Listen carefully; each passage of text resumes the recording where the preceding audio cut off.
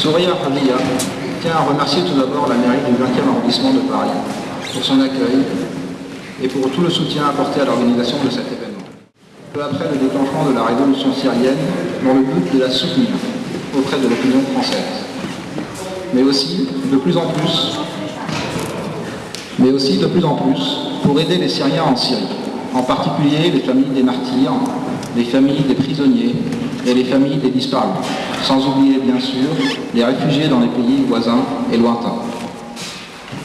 Souria Hamia apporte depuis quelques mois une aide financière à ces familles.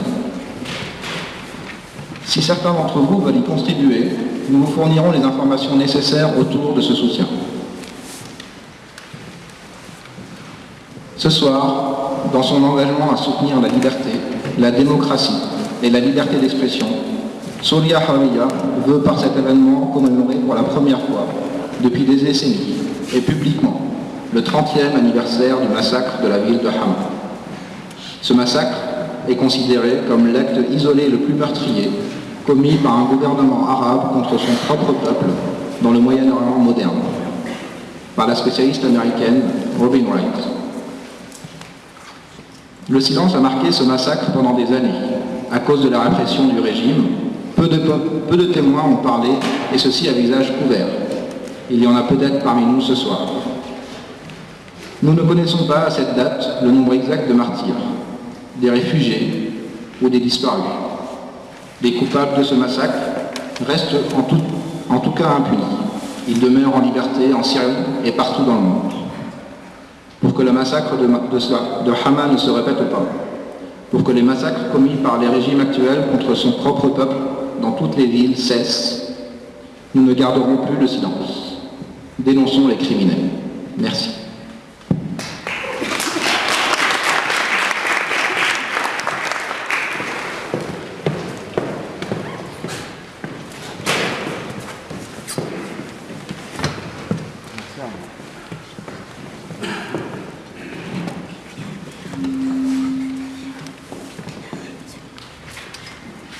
« 1970, Hafez el-Assad prend le pouvoir par un coup d'État et fait entrer la Syrie dans une période noire. Changement de constitution et sans légitimité populaire. Il met le pouvoir dans les mains du parti Baas, nomme les membres de sa famille autour de lui.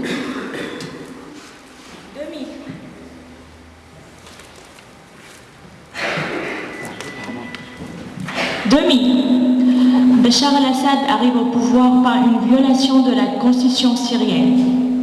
Le parti Baas force un changement sur mesure. Bachar ramène les membres de sa famille et exploite le pays économiquement. Rien n'a changé. Février 1982. La ville de Hama se soulevait contre le père. Assad envoie son frère avec les armes lourdes, les avions, et la répression a été matée par un bombardement. Les militaires envahissaient la ville. Destruction totale. Ils ne laissent que la mort dans les rues de Hama. Nous voyons les soldats torturer les civils. Mars 2011. Les Syriens ont porté les fleurs et les branches des olives pour manifester leur droit à la liberté et défendre leur dignité. La réponse était donnée par les balles réelles. L'armée syrienne était mise face à son propre peuple, obligée à bombarder les maisons et leurs compatriotes. 30 ans après, le massacre continue. Pendant 30 ans, nous voyons Rafat el-Assad s'asseoir dans les hôtels 5 étoiles en Europe. Mais personne n'a jugé ces criminels.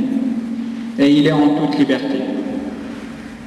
En revanche, nous ne connaissons pas à ce jour le nombre exact des victimes, des réfugiés de la ville de Hama.